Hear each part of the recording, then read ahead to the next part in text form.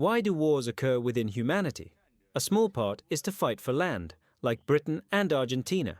Oh, my pavilion really wants to invade your Falkland Islands. And most of the time, it's about fighting for energy. When you open modern war, you can see from the gaps in the words, it's all about two words: energy. So now, humans look at energy like a 20-year-old bachelor sees sexy, beautiful skin, or an Indian brother sees Bangladesh. It is said, however, amusingly, we fight so fiercely on Earth for this little bit of energy, but above our heads, there's an almost unlimited energy source in the form of a wild nuclear fusion furnace. The energy released in 1 second could sustain humanity for 100,000 years. The little bit we use for the sun, it's just a tiny, tiny point on the tip of a cow's hair. The rest is mostly wasted. It's like being broke and walking into Wall Street. You know there's money everywhere, but you can't use any of it. Doesn't that feel frustrating? Given this situation, Freeman Day 3 believes that when it comes to the energy of the sun, we shouldn't just take a little part, we should take it all. Thus, he proposed the concept of a Dyson sphere, which, in simple terms, is creating a hollow spherical shell to surround the sun. A project to stabilize the solar system like this is way more exciting than putting tiles on the Great Wall or installing railings on the Yellow River. After success, we could completely utilize the energy of a star, without wasting any. If we follow the Kardashev scale of civilization levels, a level 1 civilization can fully use a planet's energy. A level 2 civilization can fully use a star's energy, and humanity today is only at 0.7. As we all know, how powerful a civilization is depends on how much energy it can harness. A 0.7 civilization can't do what a level 2 civilization can. So, the amazing methods we see in sci-fi movies are not yet achievable. Things like a curvature engine, faster than light travel, space jumps, and time stops on a tram. But with a Dyson sphere, things would be different. It would be like humanity having near infinite energy, and technology would rapidly advance. Then we'd look at those backward civilizations in the universe who are still using water, fire, and wind power while we use stellar nuclear fusion. No wonder they're so backward. However, Dyson spheres, though appearing beautiful, also come with significant problems. Firstly, the sun's mass accounts for 99.86% of the total mass of the solar system, while the Earth and the other planets combined only make up 0.4%. So, even if you dismantle the solar system, you wouldn't have enough material to build a Dyson sphere. You might even need to go to Balma to borrow some materials from the level 3 folks. Moreover, if we could dismantle the solar system, why even bother building a Dyson sphere?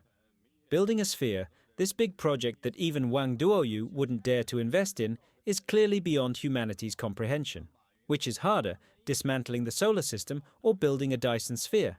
I don't know. This is like Jack Ma asking me which is a better deal, Thomson Yippin or Haijing Yihao. With me being just an ordinary guy, how would I know? Even if we had enough materials to construct the Dyson sphere, disassembling the planets one by one and then assembling them around the sun would require huge amounts of energy.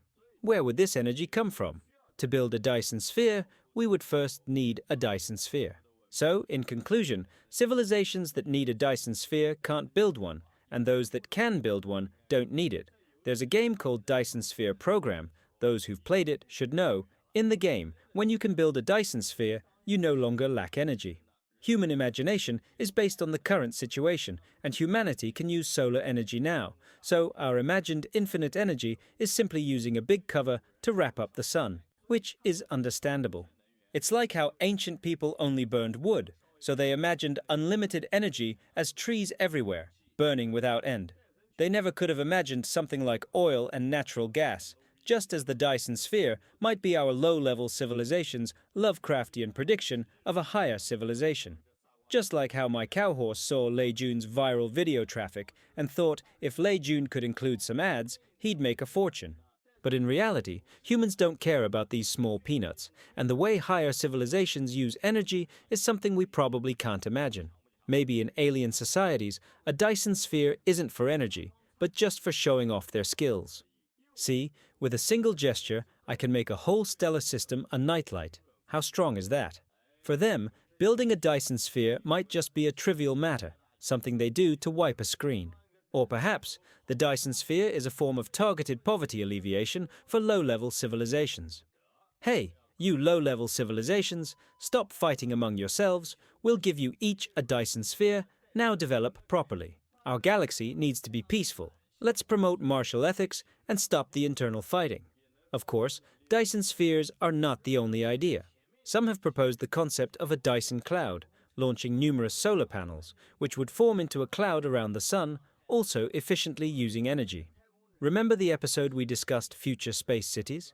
We could cover the outer sides of ring-shaped space cities with solar panels, then connect several space cities together, all rotating around the Sun. This could be the residential Dyson cloud. Anyone interested in investing, feel free to drop by. However, whether or not Dyson spheres are achievable, they are the product of humanity's most precious imagination. Human imagination drives human progress. So, no matter what you're doing, dare to think, dare to do. For example, I dare to think, in the future, I'll have 8 children. How about that? Mention 5 and you'll be shocked.